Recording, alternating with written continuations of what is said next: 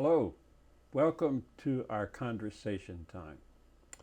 This is a delightful day because we have as our partner Jennifer Murray, and Jennifer is the town planner for Middlebury. Now, she may have a longer, fancier title than that, so maybe she will say something about that. But we're delighted that you can come and we can talk together about this town that we both love very much. Thanks for inviting me. Sure. So is there a longer title? I suppose, yes, I'm the Director of Planning and Zoning. Planning and zoning. Yep. Okay. So that's a title that nicely captures the fact that as the town planner, sometimes you find yourself doing short-term current planning like zoning, and then sometimes you find yourself doing the long-range planning, you know. Mm-hmm. So. And which of those two you might have a preference for?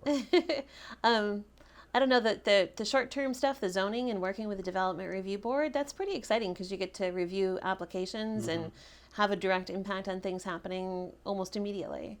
But I really like the long-term planning because then you get to project ahead 20 years or 100 years and kind of think about how you could shape this place going forward. 100 years. Yeah. You've been through a recent experience, or you're in the middle of it still, right? Yep. We never know for sure when people will see this because it goes on our website, and you may be here for eternity. You never know. And you never know. So tell us a little bit about that experience. Yeah. So. We recently completed, well, we didn't complete it, we're in the middle of an initiative, as you say, to do a downtown master plan. So, the downtown master plan is for the geographic area of the downtown, and it's supposed to look ahead 20 years, although now we're thinking maybe even 100 years to think about how we could just increase the vitality of downtown. So it focuses on a bunch of different subject areas, from stormwater to access to the riverfront, housing, tips for the local economy, and then also we had an urban designer come in and show us on paper sort of his vision based on people's input for what we could do in the space below the municipal offices, down in that municipal parking lot, and also the St. Mary's School area, that little neighborhood there. And he even took a look at the Marble Works and the area in front of Shaw's. And so he produced maps, just boxes on paper, but then he also has a renderer that he works with, and that's where it got very exciting, where the renderer kind of used his imagination to show what these streetscapes could look like in the future. And so that's kind of a fun thing. That kind of stuff got me interested in planning in the first place. Well, that was my question. Were you always going to be a planner, or No. were you going to be something else? I started as something else. This is my second career. Your second career? Oh. Yeah. No, I graduated with a degree in geology, and I worked as an environmental scientist and a project hydrogeologist doing a lot of environmental consulting and remediation work for over 10 years. And then, after a while, like, long story short, I got kind of tired of cleaning up other people's messes and standing there in Tyvek with a respirator on all the time. So I had to kind of think about what I wanted from my next, point in my career. What do they say? You're going to change careers 3 times these days. Yeah. So, so I went back and got a master's in planning. But I was sort of inspired because I was living in New Paltz at the time. New Paltz has a big ridge or an escarpment, a big cliff there.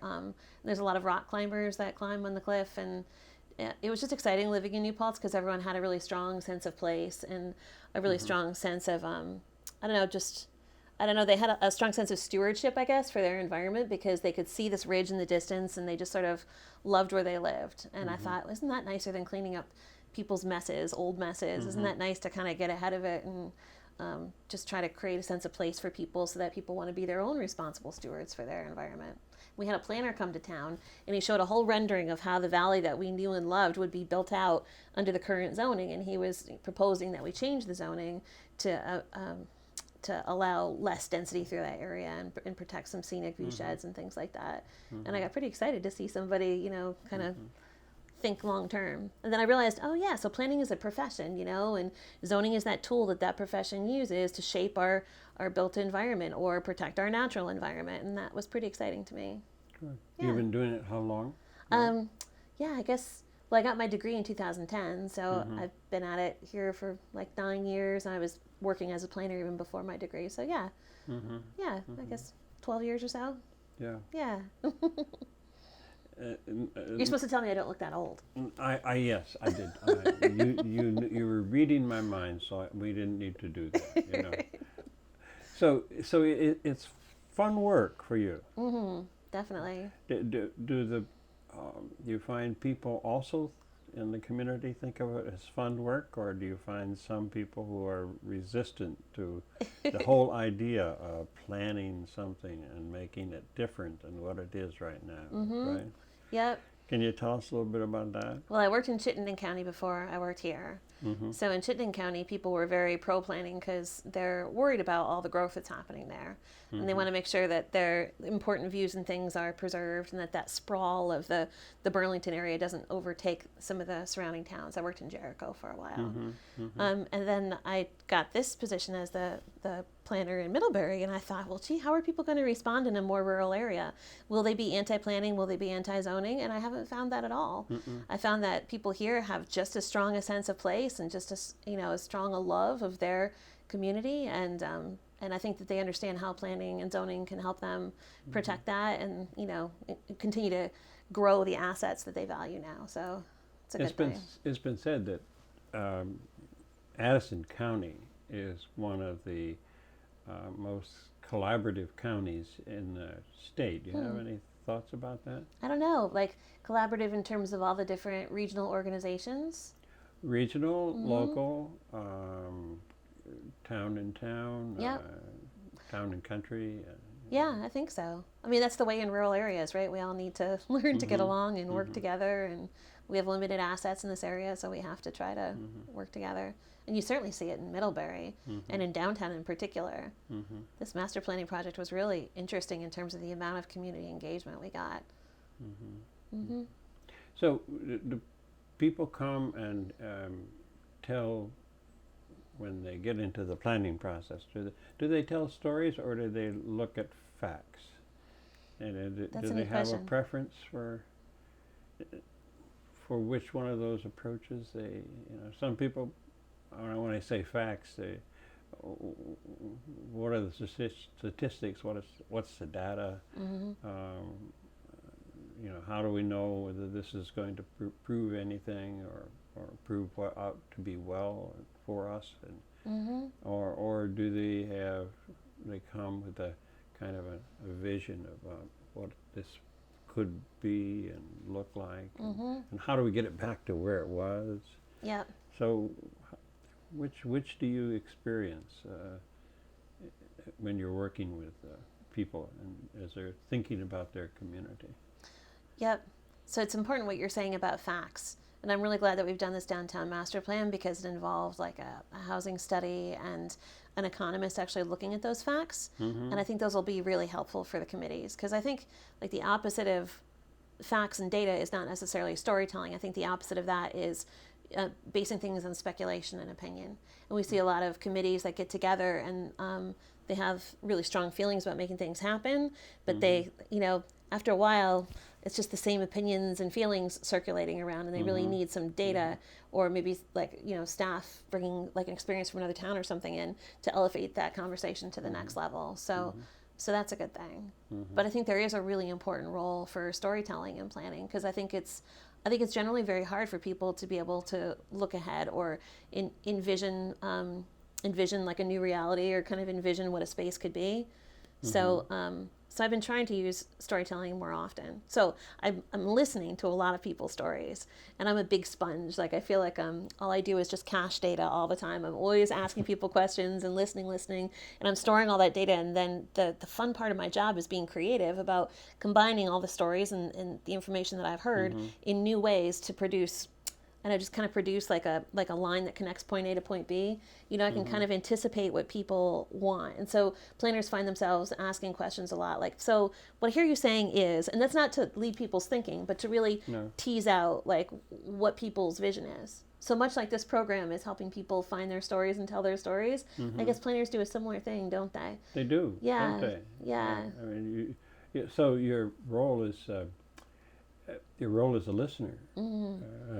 Which is a storyteller's role too. Yeah. Because if there's no one to listen, or there's no one that believes that anybody is listening, then it casts doubt and uncertainty and lack of excitement. Yep. And so people, you spend time listening, right? Mm-hmm.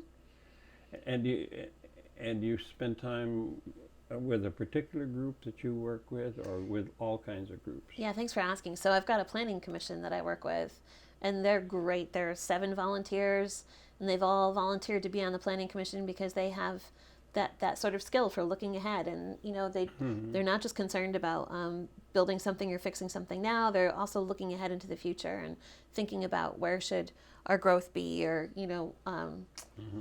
where should the housing go, or where should the school go, or where are we growing in a healthy way and not, so they're kind of like on that level thinking with me, like where nothing needs to happen immediately, but we're just trying to project ahead. So they're great. So they're kind of like a subset of the whole community. I feel like as a planner, it's not my job to bring all my ideas to this town and then try to make them happen. It's my philosophy as a planner, and there's different kinds of planners, but my philosophy is that I'm supposed to listen to people and try to understand what they want and try to put together some suggestions that kind of get them where I think they want to go, and then try to fact check that or proof that with them. Like, are we heading in the right direction? Do I have this right? And so the planning commission is super helpful because there's 7 people from all different walks of life across the town, and they're sort of like the immediate group that you vet an idea with, and they'll tell me if I'm off base or if something makes sense. Yeah. And then all 7 of us all 8 of us, if I include myself, work together to try to decide like how a project should be structured or what we should be looking at. Then we can take it to the town. Without asking any names, just in terms of backgrounds, what kind of backgrounds do these 7 people come from? Yeah. Well, you're going to figure out who they are. So I'm just going to use their names because they wouldn't mind. So we've got Barbara Saunders, who used to be the director of Mary Johnson for so many years and has lived here a long time. And Todd Desibray is on our board, and he's a small business owner. He owns the Desibray Glass Shop on Boardman Street. And then we've got Lucy Schumer, who has worked at CCV and has lived here forever. And Angela Landis works with elementary school kids in Mary Hogan, and she has some younger kids of her own, so she kind of brings that perspective. And Chris Robbins is on every committee and has been for a really long time, brings a lot of institutional knowledge of how the town works, and has strong interests in stormwater and community design and stuff like that. So and then Sam is an architect, so we've just got like a lot of different people who see things slightly differently. A very diverse group. Yeah, and they work really well together. Right. Oh, and Sarah is a realtor. Yep. Yep. So it's a lot of fun.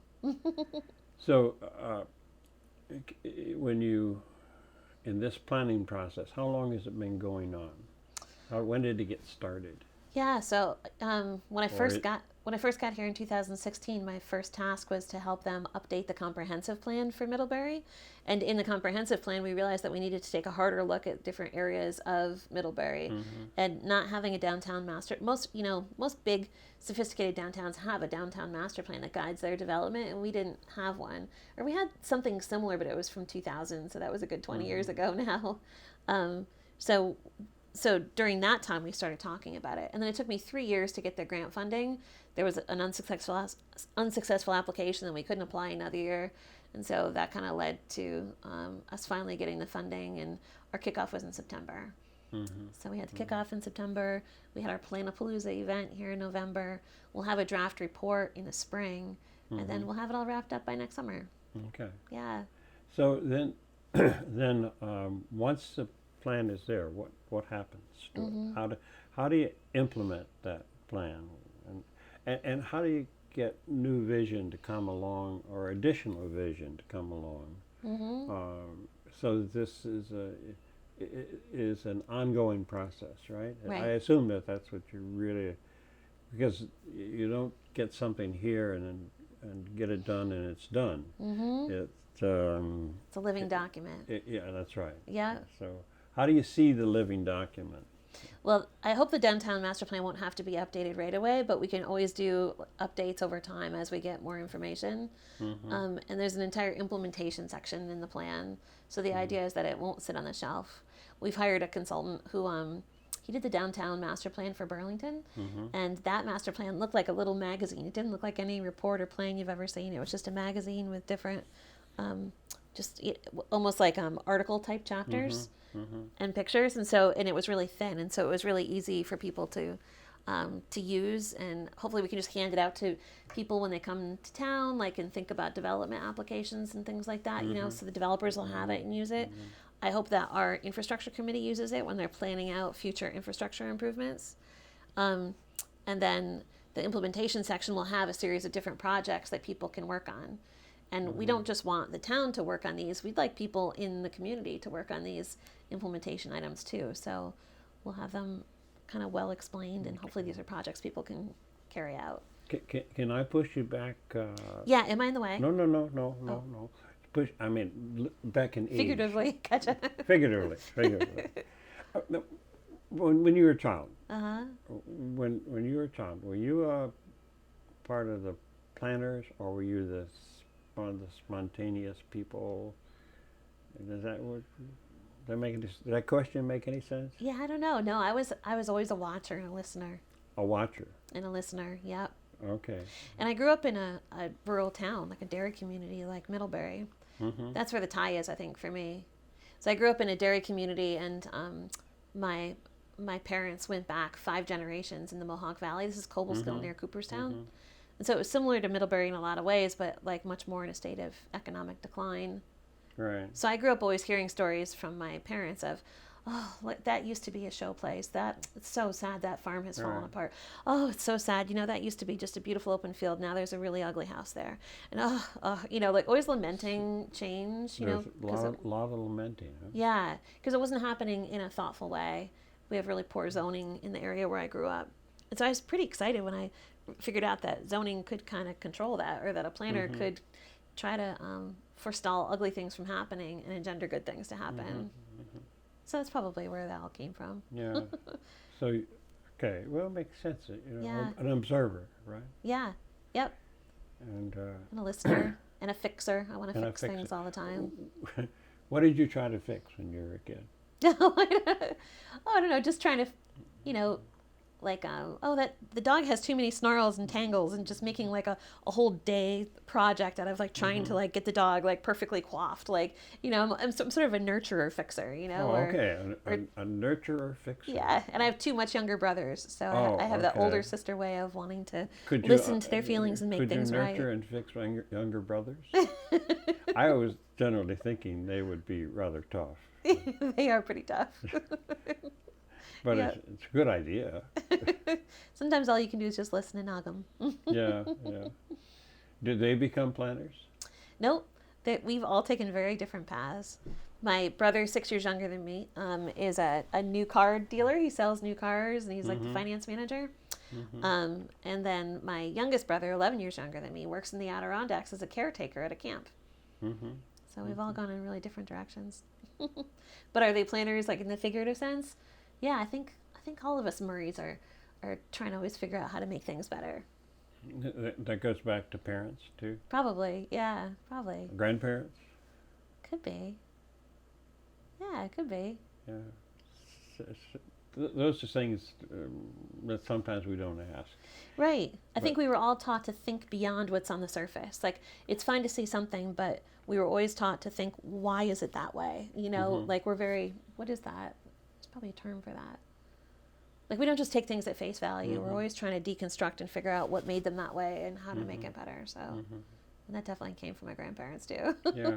Okay. Yeah. So it's in the blood. Yeah. And in the genes. Okay. But I find I enjoy hanging out with light and breezy people because they're exactly the opposite. Yeah, that's nice. So you've been in Middlebury now, you said 10 years? Oh, no, I got hired in 2016, so I guess. 2016? Yeah. Okay. Yep. Good. Okay. Maybe 3 and change. We've been here 20 years. Wonderful. And really have nothing but gladness that we made this move here. Mm-hmm. And when we would come home and in the evening, we would always go down Main Street, because then you could say, "This is our town," you know, and that was a good thing. Yeah. So you're working on a 100-year plan Right. for Middlebury. Well, some of the buildings that we've shown, people are like, well, how are we going to build all of this? And so that's why we came up with a Right. 100-year figure here last week. We're like, maybe we should be calling this a 100-year plan. It'll take a while to build things out. Yeah. But Were you surprised at some of the stories that got told about buildings that yeah. that that didn't know were in that history? Yeah. I found it way more interesting to hear about the people who started the town. Mm-hmm. Because those are the original big picture thinkers, right? Mm-hmm. Imagine- And there were a number of them. Yeah. You know, when you listen to the names, Uh-huh. they are not lightweight names. No. You know, No. and they were feisty. Yeah. Well, they had to be, right? To have They that had- vision and then have the stick-to-itiveness to make things come true. Yeah, and we've all gained from that. Sure have. I was really fascinated to see when I first heard the phrase "small Shannon." Mm-hmm. I thought, what is that? You know, and I've been on that street a long time, and then when the stories I heard about what took place there years ago, you know, in terms of the school and the theater that burned down, and learning to ride your bicycle on the small Shannon Street, and it was really good to hear that whole background, Mm-hmm. and so those are very interesting areas that the town planner is and you folks have identified. Yeah. Yep. So were there any surprises in there? In In the stories? In the ones that showed up Uh-huh. in the planning process, and you say, "Oh, I hadn't thought about that." Yeah. Honestly, during Yeah. this process, I think people were surprisingly complicit. Like, just surprisingly, like, yeah, okay, sure, okay, we could see that. That'd be all right. And I thought I'd hear more no or more, you have to Right. move that over there. And it just makes me think that maybe this kind of process of having someone sketch this stuff out and show renderings of it was kind of new for our community, which is a good thing. That means that we're learning a lot just from that process. That house project, Uh-huh. showing all the different sized buildings and houses. Yeah. That was an interesting piece, Yeah. and the reactions that brought that, into being, and Yep. so forth. Yeah. Is there anything else you'd like to say about kind of where we are in Middlebury, and anything more about your job and about this community and the 100-year plan? You plan to stick around for it all, right? All 100 years? All 100 years, yes. That's going to be tough. I'll be 145 years old. No. No. Well, the good thing is we do things for the future. Yeah. We do things for the people who have yet to come, Right. you know. Yeah. And they don't know they're going to come, and we don't know they're going to come. Mm-hmm. But we do it. We do it for the goodness of what could be. Yeah. You know. Yeah. So I'm glad to hear of your imagination and your excitement. And my gratitude for working in a community that already loves where they live so much. It makes it That's so much right. easier as a planner. Yeah. You don't have that whole learning curve of trying to encourage people to care where they live and please stay here and please like where this is and let me show you things that you should be proud of about this community. People are already proud. So I'm already starting at this level and we're just trying to figure out how to make it better. So that's a good thing. That sounds like a good way to end this conversation. There you go. We'll leave it right there, and people will be able to see it on MCTV, and you can find it on the website, MCTV website, and tell your friends and see how good you did. And what an exciting ideas that you have about where we're going to go. So thank you for coming. Thanks for having me here. I appreciate it. Okay. Thank you for being part of the conversation, for listening, and let's talk.